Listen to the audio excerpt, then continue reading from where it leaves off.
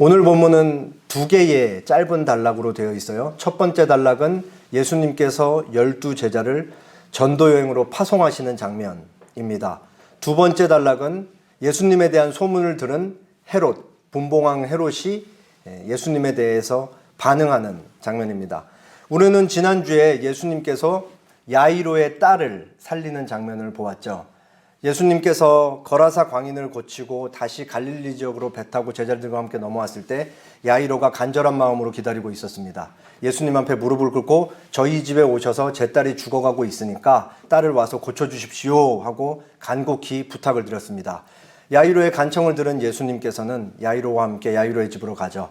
가다가 예수님께서는 멈춰 서시고 혈루증 여인이 예수님의 옷자락을 잡은 일 때문에 여인을 드러내시고 여인에게 공개적으로 자신이 어떠한 삶을 살아왔는지 다 듣게 하시고 여인을 보내십니다. 그때에 야이로의 집에서 한 명의 비보 전달자가 오죠. 그래서 당신의 딸이 죽었습니다. 그렇기 때문에 예수님이 더 이상 당신의 집에 올 필요가 없습니다. 라고 그렇게 얘기를 전하죠. 요동치며 흔들리는 야이로를 보면서 예수님이 흔들리지 말고 믿기만 하라. 그리하면 내 딸이 구원을 받으리라 라고 말씀을 하십니다. 예수님의 말씀을 들은 야이로는 예수님과 함께 자신의 집으로 가죠. 그곳에 갔더니 이미 장례를 위해 고용된 피리 부는 자와 통곡을 하는 자들이 울면서 굉장히 시끄럽게 하고 있었습니다. 예수님이 그 사람들한테 얘기를 하죠. 아이가 죽은 것이 아니라 잔다 하니까 그 사람들이 비웃어요. 예수님이 그 사람들을 다 내보내시고 예수님의 수제자인 3명, 베드로, 야고보, 요한만 데리고 그리고 야이로와 야이로의 아내 이렇게 5사람만 데리고 죽은 아이가 있는 시체에게로 가죠. 그래서 예수님께서 그 시체의 손을 잡으면서 일으키시며 아이야 일어나라 달리다굼 했다고 말씀드렸죠. 그러자 아이가 살아났습니다.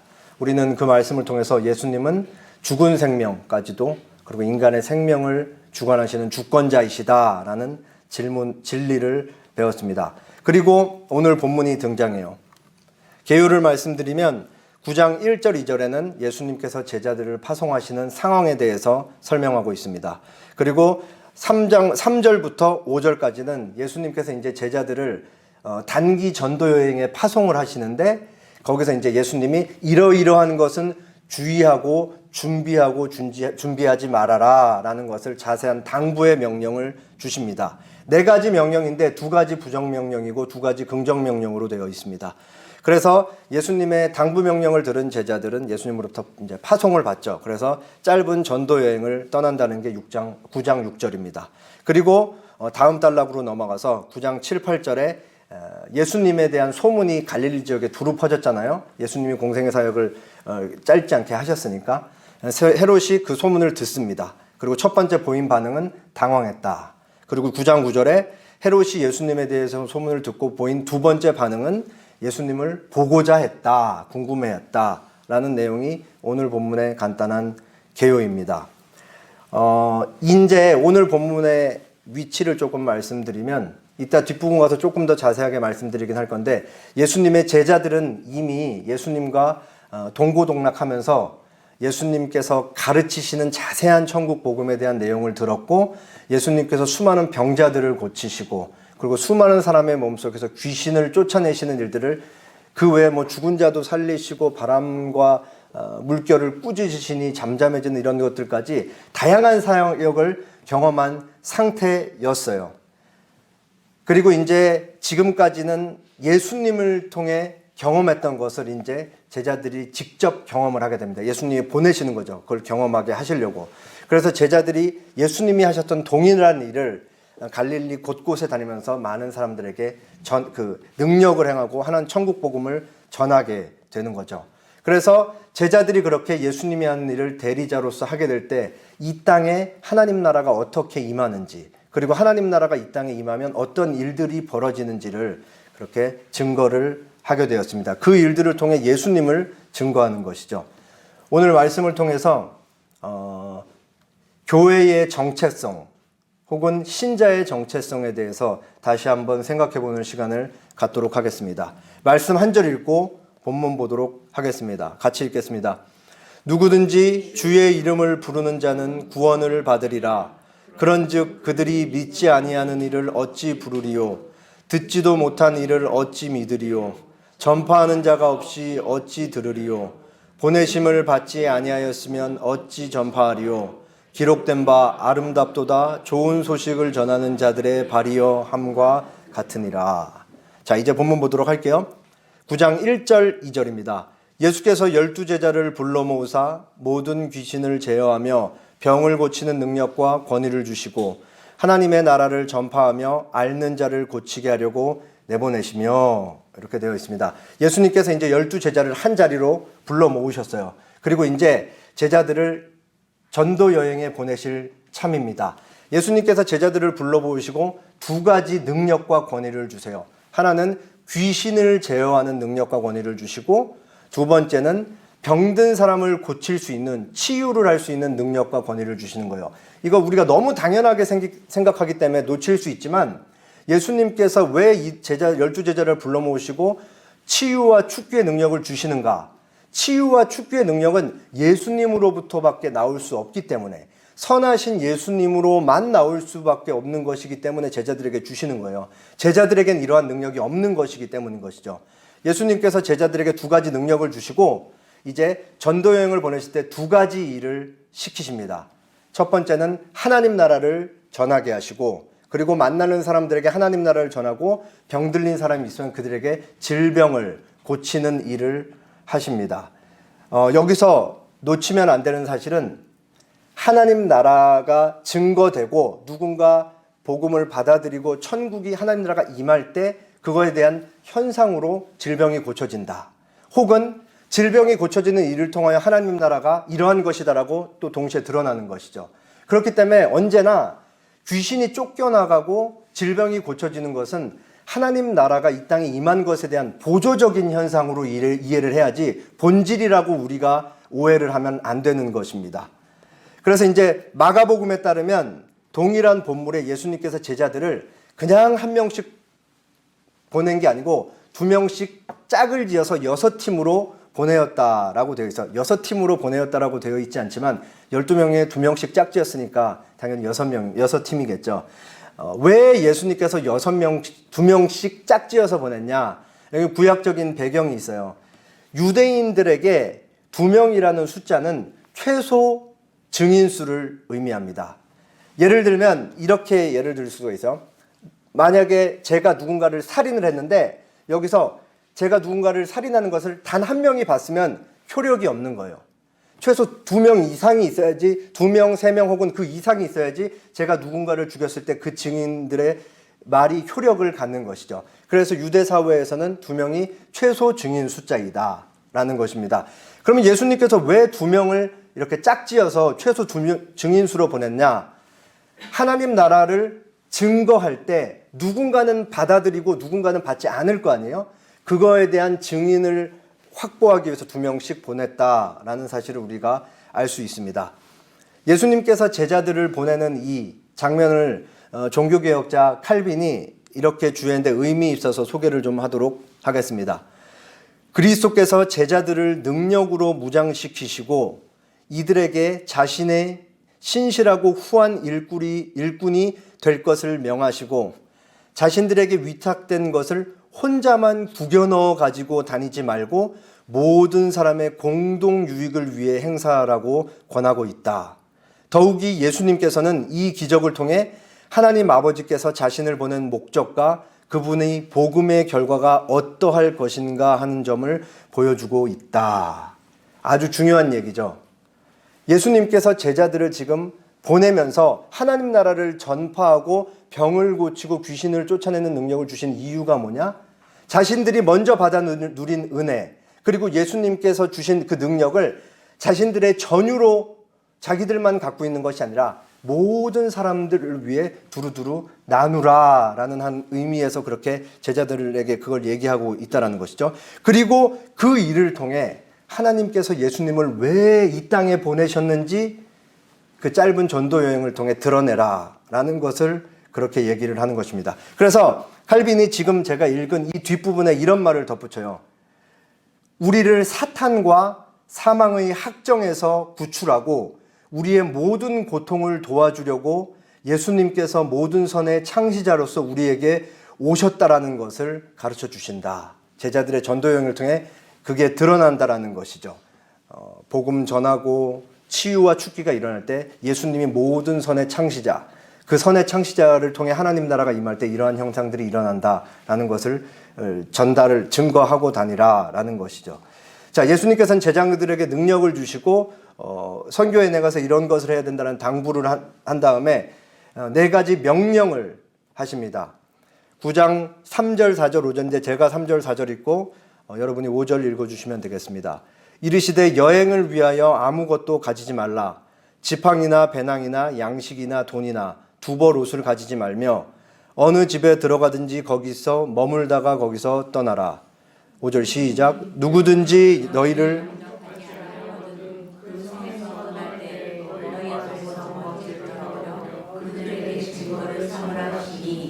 네, 먼저 부정명령 두 가지를 보면은 무엇을 하지 말라라고 얘기를 하시는데 예수님께서 전도 여행을 위해서 아무것도 가지고 다니지 말라. 첫 번째, 두 번째는 그거에 대한 구체적인 목록을 예수님이 말씀해 주시죠. 지팡이나 배낭이나 양식이나 돈이나 두벌 옷을 가지지 말라라고 그렇게 말씀을 합니다. 저희 에살나무 교회 성도들은 수준이 높기 때문에 그리고 이 중에 있는 성경을 깊이 탐구하는 탐구자를 위해 조금 비교를 하면서 한 가지를 말씀드릴 내용이 있어요.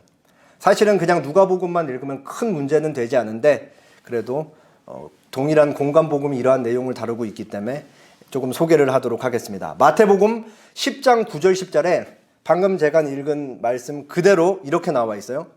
너희 전대에 금이나 은이나 돈 가지고 다니지 말라죠. 가지지 말고 10절 여행을 위하여 배낭이나 두벌 옷이나 신이나 지팡이를 가지지 말라. 마가복음 6장 8, 9절에 똑같은 말씀이 이렇게 되어 있습니다. 명하시되 여행을 위하여 지팡이 외에는 양식이나 배낭이나 전대의 돈이나 아무것도 가지지 말며 신만 신고 두벌 옷도 입지 말라 하시고 벌써 차이가 있죠. 마가에는 지팡이를 허락하시고 신도 허락하셨습니다. 그러나 사실 마태에는 둘 다 이렇게 허락하지 않는 것처럼 읽힐 수가 있어요. 이제 다시 오늘 보면 9장 3절 누가복음 이르시되 여행을 위하여 아무것도 가지지 말라. 지팡이나 배낭이나 양식이나 돈이나 두벌 옷을 가지지 말라. 지팡이 가지고 가지 말라. 신에 대한 언급 없고 지팡이 가지고 가지 말라라고 하신 것처럼 보이죠. 자, 정리를 감사하게도 핸드릭슨이라는 신약 성경학자가 이렇게 정리를 잘 해주셨습니다. 지팡이, 양식, 여행용 가방, 돈, 신발들, 두벌 옷 그 중에 대부분은 다 안 된다라고 동일하게 얘기를 하고 있어요. 근데 유일하게 마가복음에서만 두 가지를 허락하고 동그라미가 쳐져 있죠. 허락하고 있죠. 그게 뭐예요? 지팡이와 신발들입니다. 그래서 예수님이 동일한 사건을 두고 제자들을 파송하시는데 다른 말씀을 하셨을 리는 당연히 없잖아요. 그렇기 때문에 우리는 이렇게 생각을 해볼 수 있습니다. 마태복음 10장 10절을 다시 보시면 전도 여행을 위하여 배낭이나 두벌 옷이나 신이나 지팡이를 가지지 말라. 그러니까 마가가 여기서 지팡이랑 신을 신고 가라는 얘기는 신고 있는 신발과 신고 있는 지팡이는 가지고 가도 된다라는 것이죠. 그러니까 마태와 누가에선 여벌을 챙기지 말라라고 그렇게 얘기를 한 거예요. 그렇게 해결이 되는 것이죠. 그래서 정리를 하면 예수님께서 제자들을 전도여행을 보내시는데 허락하지 않으신 건 뭐냐? 양식, 여행용 가방, 돈, 여분 신발, 여분 옷, 여분 지팡이를 허락하지 않으셨고 허락하신 것은 뭐냐? 입고 있는 옷, 신은 신발, 그리고 여행을 위해 전도 여행을 위한 지팡이는 허락하셨다. 자, 그러면 예수님은 왜 최소한의 것들만 허락하시고 이렇게 구체적으로 목록까지 말씀해 주시면서 양식, 돈, 여분 신발, 여분 옷, 여분 지팡이, 가방 다 가지고 말라고 하셨을까요? 제자들이 하나님 나라의 복음을 전하고 하나님의 일을 하는데 하나님께서 그들의 필요를 다 채우실 것이라 라는 것을 직접 가서 경험하라. 그리고 하나님만 의지하면서 이 짧은 전도 여행에 너희가 임해야 된다라는 것을 그렇게 제자들에게 말씀을 하셨던 것이죠. 자, 이어서 두 번째 긍정명령 두 가지를 보겠습니다. 첫 번째 긍정명령은 예수님께서 어느 집에 들어가든지 거기서 머물다가 떠나라 라고 제자들에게 말씀하신 거예요. 제자들이 이제 보냄을 받고 갈릴리 곳곳에 2명씩 짝지어 다니면서 사람들을 만나고 복음을 전할 거 아니에요. 그럼 제자들을 환대하고 영접하는 사람이 있겠죠. 그때 자기 집에 그 초청을 했을 때 그 집에 들어가면 거기서 끝까지 머물다가 다른 지역으로 떠날 때까지는 그 집에만 머물라 라고 그 얘기를 하신 것이에요. 왜 이런 당부를 하셨냐? 이렇게 예를 조금 들 수가 있겠습니다. 만약에 어떤 교회, 시골에 있는 어떤 교회에서 저를 뭐 한 3박 4일 정도 되는 말씀 사경의 강사로 초빙을 했다라고 해볼게요. 근데 그쪽 교회 재정이 넉넉치가 않아가지고 숙소를 마련해 줄 돈이 없어서 교회 성도님 한 분 집에 제가 며칠 동안 머물게 됐다라고 가정을 해보겠습니다. 가서 이제 제가 이제 뭐 집회를 인도하면서 했는데 그 집 음식이 너무 맛있어요. 너무 좋죠. 그리고 잠자리도 너무 편하게 잘 제공을 해주는 거예요. 근데 화장실이 너무 지저분한 거예요. 그러니까 예를 들어서 제가 화장실 지저분한 걸 못 견디는 사람이라고 치면은 이제 교회 장로님한테 가서 얘기하는 거죠. 아이고 교회 장로님 저를 이렇게 머무르게 해준 성도님 가정이 너무 귀하고 밥도 맛있고 다 좋은데 화장실이 너무 불편해서 제가 거기에 머물 수가 없겠습니다. 혹시 좀 집을 옮겨줄 수 있겠습니까? 라고 말씀을 드립니다. 이제 이런 거 하지 말라 이거예요. 누군가 제자들이 하나님 나라의 복음을 전했을 때 영접을 하면 불편한 것이 있어도 그 지역을 떠날 때까지는 거기에 끝까지 머물러 있으라. 혹은 누군가 와서 저희 집은 여기보다 더 좋아요. 더 좋은 음식이 있고 더 좋은 숙소가 마련되어 있습니다. 저희 집으로 오십시오. 라고 해도 그렇게 하지 말고 한 곳에 끝까지 머물러 있으라. 왜? 주객이 전도되는 일이 발생하지 않기 위해서. 너희는 지금 하나님 나라의 복음을 전하기 위해서 전도 여행을 가고 있는 것이기 때문에 몸의 편인을 위해서 왔다 갔다 하다 보면은 복음 전도에 방해를 받을 수 있기 때문에 한 곳 머문 곳, 너희를 영접하고 환대한 그곳에 끝까지 머물러 있으라 라고 그렇게 예수님께서 말씀한 것이죠. 자, 두 번째 긍정명령은 누구든지 너희를 영접하지 아니하거든 그 성에서 떠날 때에 너희 발에서 먼지를 떨어버려 그들에게 증거를 삼으라 라는 명령이었습니다. 여기도 이제 유대인의 관습이 있는데 유대인들은 흔히 이제 자기들이 생각하는 유대 땅의 경계가 있을 거 아니에요? 그러면은 이방 땅에 뭐 어떤 여러 가지 일들 때문에 나갔다가 유대 땅으로 돌아올 때는 신을 벗어버리고 먼지를 떨어요. 왜냐? 이방 땅은 부정한 땅이고 이방 사람들이 밟았던 부정한 흙을 동일하게 밟았기 때문에 유대 땅 안에 거룩한 땅에 들어오면 흙을 떨어버려서 이방인들과 우리 유대인은 우리는 선민이고 너희는 하나님과 상관없는 사람이기 때문에 너희랑 우리는 상관없다 라고 해서 이렇게 떨어버리는 걸 통해 증거를 삼는 거죠. 이거 상상을 좀만 하면 얼마나 웃기고 이 사람들이 힘들게 살았는지 자기들이 정하는 경계가 있을 거 아니에요. 그러면은 신발을 벗고 폴짝 뛰어서 그 땅 안에 들어갔을 거 아니에요. 그리고 신발을 먼지를 떨기 위해서 손 이렇게 내밀고 부정한 땅에 떨어뜨려요. 왜냐면 그 밑에 묻은 흙도 더러우니까 거룩한 유대 땅 안에 이렇게 떨 수는 없잖아요. 이런 거 생각하면 유대인들이 얼마나 웃기게 살았는지. 그런데 굉장히 또 진지하게 살았던 것이죠. 너희들을 우리랑 상관없다. 예수님이 말씀하시는 거죠. 만약에 복음을 받지 않는 자가 있으면 떨어버리는 이 일을 통해 당신들은 이제 더 이상 하나님 나라와 상관없는 자들입니다. 라는 것을 증거하라 이거예요. 그 행위를 통해, 유대 관습을 통해. 이 예수님께서 말씀하신 이 말씀 9장 5절 제가 읽은 대로 너희를 영접하지 아니하거든 그 성에서 떠날 때 너희 발에서 먼지를 떨어버려 그들에게 증거를 삼으라는 이 말씀은 복음을 듣는 입장에서는 엄청 무서운 말씀인 거예요. 왜냐하면 복음의 양면성 때문에 그렇죠. 복음이라는 의미가 뭐예요? 복음, 복될 복복자이다 소리 음자잖아요. 문자 그대로 풀면은 복된 소리라고요. 복된 소리, 복된 소식의 내용이 뭐예요? 예수님께서 죄인들을 위해 오셨다. 누구든지 예수님께 나와서 예수님을 믿으면 죄 사함을 받고 영원한 생명을 얻는다라는 것이죠. 얼마나 기쁘고 소중하고 모든 인류 역사를 통으로 바꿀 수 있는 진짜 소중한 소식이잖아요. 그런데 그걸 받아들이는 사람에게는 이것이 너무나 소중하고 복된 소식이지만 받지 않는 사람에게는 동시에 뭘 드러내는 거예요? 하나님의 심판이 이미 너에게 임했다. 하나님의 저주가 받지 않는 너에게 임해서 너는 영원 형벌을 받을 수밖에 없는 죄인이 될 것이다 라는 것을 동시에 증거하는 것이잖아요. 이게 복음의 무서운 양면성인 것이죠. 그렇게 예수님께서 너희를 영접하지 않는 자에게 먼지를 떨어서 증거하라, 확증하라 라고 그렇게 얘기를 하셨던 것이죠.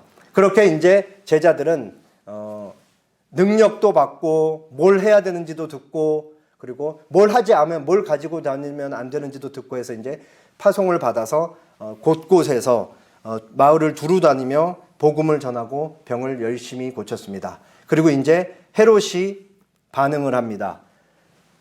분봉왕 헤롯이 이 모든 일을 듣고 심히 당황하니 이는 어떤 사람은 요한이 죽은 자 가운데서 살아났다고도 하며 어떤 사람은 엘리야가 나타났다고도 하며 어떤 사람은 옛 선지자 한 사람이 다시 살아났다고도 함이라. 9절 시작. 헤롯이 이르되 요한은 내가 목을 베었거늘 이제 이런 일이 되니 이 사람이 누군가 하며 그를 보고자 하더라. 지금 저희가 읽은 9장 7절부터 9절에서 헤롯이 반응한 것이 12제자가 갈릴리에서 복음 전도를 한 것에 대한 직접적인 결과로서의 반응인지는 잘 모르겠어요. 왜냐하면 이미 예수님에 대한 소문이 많이 나 있었고 헤롯은 어떤 식으로도 들었기 때문에 예수님에 대한 소문이 퍼져 있었고 그리고 제자들이 또 선교에 나간 것들 이 통틀어서 아마 이제 헤롯이 예수님에 대해서 다양한 경로를 통해 듣고 했던 반응인 것 같습니다. 이미 우리가 그 누가복음 8장 3절에서 헤롯의 청지기 구사의 아내 요한나가 예수님의 여제자가 됐다는 얘기를 봤잖아요. 그러니까 헤롯 궁정까지 이미 복음이 들어갔다. 예수님에 대한 소문이 전달되어 있었다는 사실을 우리가 알 수 있는 것이죠. 첫 번째 예수님에 대한 소문을 들은 헤롯의 반응은 당황한 것이었습니다. 특히 헤롯을 당황하게 했던 소문이 하나가 있었어요. 예수님에 대한 다양한 소문이 있었죠. 하나님께서 구약 성경에서 약속하신 엘리야가 온 그 사람이 바로 예수다라는 소문도 파다했고 또 옛 선지자 중에 한 명이 살아났다라는 것도 예수님에 대한 소문이었어요. 근데 유독 헤롯의 이 뇌리에 박혀 있었던 것, 많은 사람들이 얘기를 하는 거예요. 예수 저 사람이 누구냐? 바로 죽었던 세례 요한이 다시 살아난 사람이다. 그러니까 이것을 듣고 이제 헤롯이 당황을 하는 거죠. 아마도 그 헤롯이 세례 요한이 의인인 걸 알고 있었잖아요. 근데 그 헤로디아 일 사건을 통해서 자기가 참수형을 했던 것에 대한 찝찝함과 죄책감 같은 게 늘 따라다녔던 것 같아요. 왜냐하면은 이 갈릴리에 퍼져 있는 사람들의 소문을 듣고 예수님에 대한 소문을 듣고 결국 헤롯이 자기 입으로 이렇게 얘기를 해요. 마가복음 6장 16절에 헤롯이 죽은 세례 요한이 살아났다는 소문을 듣고 자기 입으로 시인하기를 내가 목벤 요한 그가 살아났다. 예수님 보고 자기가 목벤 그 요한이 살아났다고 자기 입으로 듣고 그렇게 고백을 하거든요. 그러니까 이제 굉장히 시달리고 있었던 걸 알 수 있죠. 그리고 헤롯이 이제 예수님에 대해서 굉장히 궁금해하고 보고 싶었던 이유가 첫 번째는 세례 요한이라는 소문 때문이었고 두 번째는 누가복음 23장에 의하면은 헤롯이 예수님을 만나고 싶어 했다라고 나오는데 예수님이 기적 행하는 걸 보고 싶었기 때문에 예수님을 보고 싶어 했다라고 그렇게 기록되어 있습니다. 그래서 이 두 가지 예수님이 세례 요한이라는 사실과 그리고 예수님이 행하는 기적 때문에 예수님을 보고 싶어 했다. 그래서 헤롯이 보내는 두 번째 반응은 궁금함이었다라는 것을 알 수 있습니다. 그렇게 오늘 본문이 끝납니다. 아까 서두에 제가 말씀드렸듯이 오늘 본문을 통해서 우리는 교회의 정체성 혹은 신자의 정체성을 다시 생각해 볼 수 있습니다. 본문만 띄워놓고 보면은 그 의미가 잘 드러나지 않을 수 있기 때문에 조금 더 넓은 차원의 문맥에서 다시 한번 오늘 본문의 위치와 어떻게 오늘 본문이 교회의 정체성과 신자의 정체성과 관련이 있는지 말씀을 드리도록 하겠습니다. 자, 제가 이제 또 9장 50절까지 보고 나면은 다시 또 이제 소개시켜 드릴 누가복음 전체 구조예요. 지금 빨간색으로 표시되어 있듯이 4장 14절부터 9장 50절까지 예수님의 갈릴리 공생의 사역을 보고 있는 거예요. 그리고 오늘 본문이 몇 절부터 몇 절이죠? 9장 1절부터 9절이잖아요. 그러니까 예수님 갈릴리 사역이 이제 거의 마무리돼 가고 있는 단계인 것이죠. 거기서 이제 예수님이 제자들을 이제 12제자를 짝지어서 보낸 걸로 이제 누가가 기록을 하고 있는 거죠. 자, 제가 누가복음 4장 설교할 때 아마도 제 기억에 맞다면 한 달에 걸쳐서 거의 매주 얘기를 했어요. 예수님이 갈릴리 공생의 사역을 거의 시작할 즈음에 갈릴리 회당에서 설교를 하시면서 이사야서 61장 1, 2절을 인용하시면서 누가복음 4장 18, 19절에 이렇게 자기 자신의 사역의 성격과 정체를 규정을 하셨죠. 주의 성령이 내게 임하셨으니 이는 가난한 자에게 복음을 전하게 하시려고 내게 기름을 부으시고 나를 보내사 포로된 자에게 자유를, 눈먼 자에게 다시 보게 함을 전파하며 눌린 자를 자유롭게 하고 주의 은혜의 해를 전파하게 하려 하심이라. 이 말씀 하나로 예수님 공생의 사역 전체가 요약된다라고 제가 거듭 말씀드렸죠. 예수님 사역은 전부 이것과 관련되어 있는 것이에요. 예수님 스스로가 그렇게 규정을 하셨기 때문인 거죠. 예수님께서 귀신을 쫓아내시고 병을 고치시고 하나님 나라를 전파하시는 모든 일이 다 이것과 관련되어 있는 것입니다. 왜 예수님께서 당시 유대 사회에 들어오셔서 이와 같은 사역을 행하시는가? 우리가 이미 4장에서부터 예수님 사역을 통해 그때 당시 이스라엘 백성들이, 하나님의 언약 백성들이 어떠한 삶을, 처참한 삶을 살고 있는지 다 보았잖아요. 어떤 사람들은 온갖 죄악에 눌려가지고 하나님의 법으로부터 정죄를 받고 있었고, 또 어떤 사람들은 바리새인들과 율법교사들의 잘못된 거짓 가르침에 의해서 그들의 율법의 멍에에 놓여 있었고, 또 모든 사람들은 사단의 지배 아래서 온갖 죄악들을 일삼으면서 귀신의 직접적으로 지배를 받기도 하고 질병에 눌려갖고 고통받기도 하는, 그게 예수님이 들어온 바로 당시 1세기 유대 사회였던 것이에요. 그곳에 들어와서 예수님이 하는 일이 뭐냐? 가난한 자에게 복음을 전하시고 포로된 자, 질병과 귀신, 흑암의 세력들의 종노릇하고 있는 사람들로부터 자유를 허락하시고, 영적으로 앞을 보지 못한 자들을 앞을 보게 하시고, 눌린 자들을 자유롭게 하시면서 주의 은혜의 해, 모든 사람들에게 자유를 허락하시는 그 평안의 사역을 허락하시는 것이다 라는 것을 우리가 알 수 있는 것이죠. 예수님이 하시는 사역이 전부 이와 같은 것이에요. 그렇게 예수님께서 거라사 강인을 고치셨던 것이고, 또 혈루증 여인을 고치심으로써 하나님의 법으로부터 정죄를 받고 있는 여인을 영적으로, 사회적으로, 신체적으로 고치시면서 진정한 자유를 주셨고, 그리고 사망 권세, 죄의 결과는 곧 죽음인데 죄의 결과로 결국 인류에 없었던 죽음을 맞이하게 된 야이로의 딸을 고치심으로써 예수님께서 사망 권세를 깨시고 부활 생명을 모든 신자들에게 주신다라는 것까지 우리가 예수님의 사역을 통해 배울 수가 있는 것이죠. 그러면 여기서 이제 중요한 질문을 하나를 우리가 할 수 있는 거예요. 그럼 예수님께서는 왜 이와 같은 일들을 행하시는가라고 우리가 물을 수가 있죠. 그거에 대한 답을 요한복음 17장 18절을 통해 확인해 보도록 하겠습니다. 왜 예수님께서 공생의 사역을 하시면서 천국 복음을 증거하시고 병을 고치시고 귀신을 내쫓으시는가?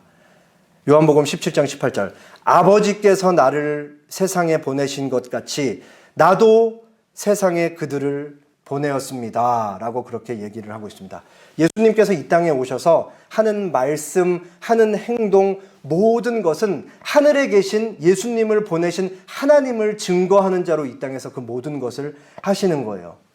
성육신 하신 예수님께서 이 땅에서 하시는 공생의 사역은 전부 예수님의 아버지이신 하나님을 드러내는 것이죠.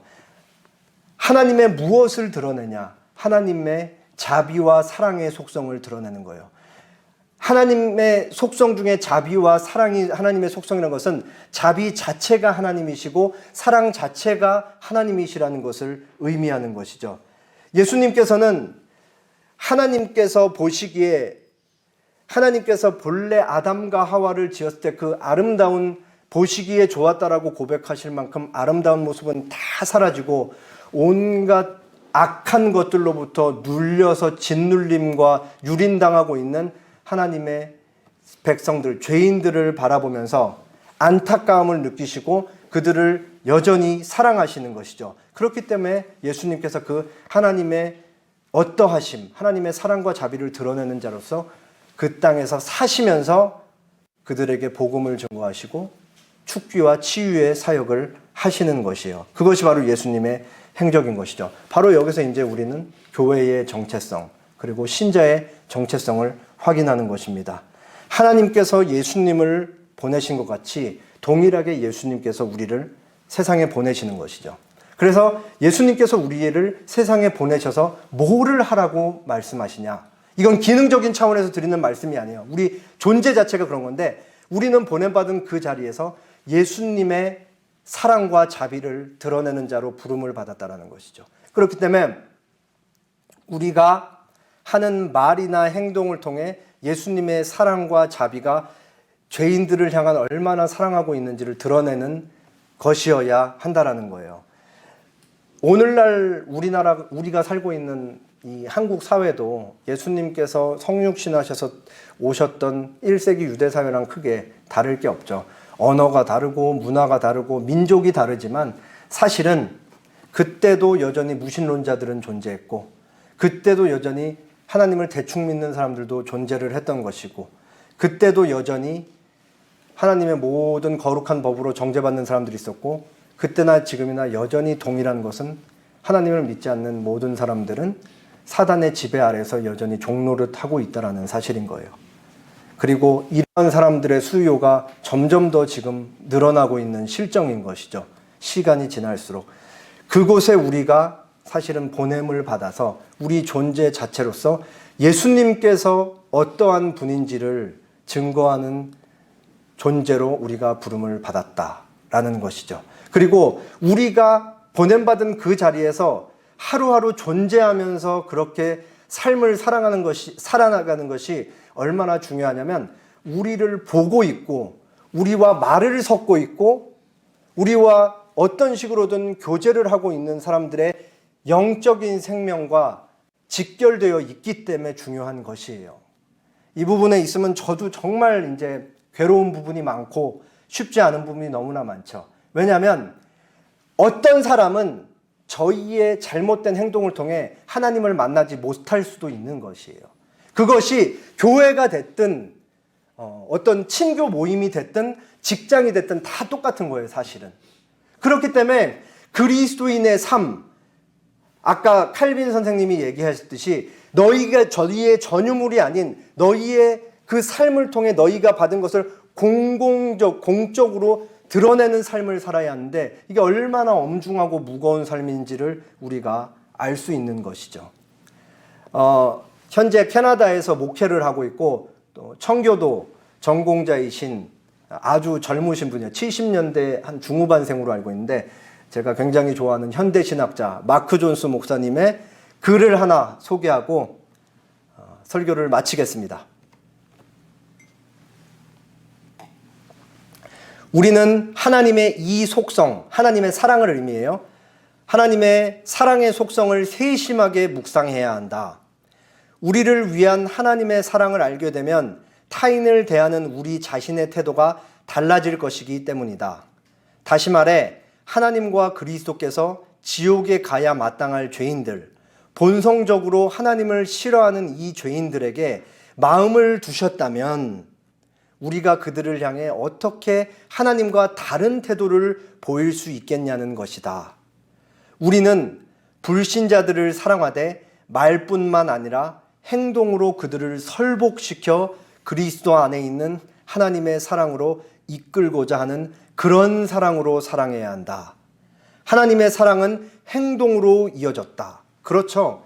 직접 인간의 몸을 입고 이 땅에 태어나서 죽으신 거잖아요. 그게 행동으로 보이신 사랑인 것이죠. 그렇기 때문에 예수님의 성육신이 곧 말 몸이 되고 몸 말이 되는 거예요. 하나님의 사랑은 희생으로 이어졌다. 우리의 사랑이 이와 달라서는 안 된다. 그러니까 우리가 보낸 어떤 자리든 사실은 우리가 지금 있는 그 자리는 하나님께서 보내신 자리인데 그 자리에서 우리는 예수님께서 이 땅에 사시면서 보이셨던 하나님의 자비와 사랑의 속성을 드러낸 것과 같이 우리도 동일하게 하나님과 예수님의 자비와 사랑을 드러내는 자로 부름을 받았다라는 사실을 우리가 기억해야 하는 것이죠. 호랑이는 죽어서 가죽을 남기고 사람은 죽어서 뭐를 남기죠? 이름을 남기죠. 그래서 제가 말을 하나 지어냈습니다. 그리스도인은 사나 죽으나 오직 주님의 이름만 남긴다. 그럼 목사가 됐든 일반 성도가 됐든 사람이 남으면 안 되고 그리스도인에게는 오직 예수님만 남겨야 된다. 그게 그리스도인의 첫 번째 제일 중요한 책무일 것이죠. 새로운 한 주가 시작되었습니다. 사랑으로 일관한 자신의 삶으로 하나님께서 죄인을 얼마나 사랑하시는지 몸소 보이신 예수님을 본받아 사는 에셀나무 교회가 되었으면 좋겠습니다. 그리하여 우리의 삶, 우리의 말, 우리의 눈짓, 몸짓을 통해 예수님의 영광이 찬란하게 드러날 수 있기를 간절히 바라겠습니다. 하나님,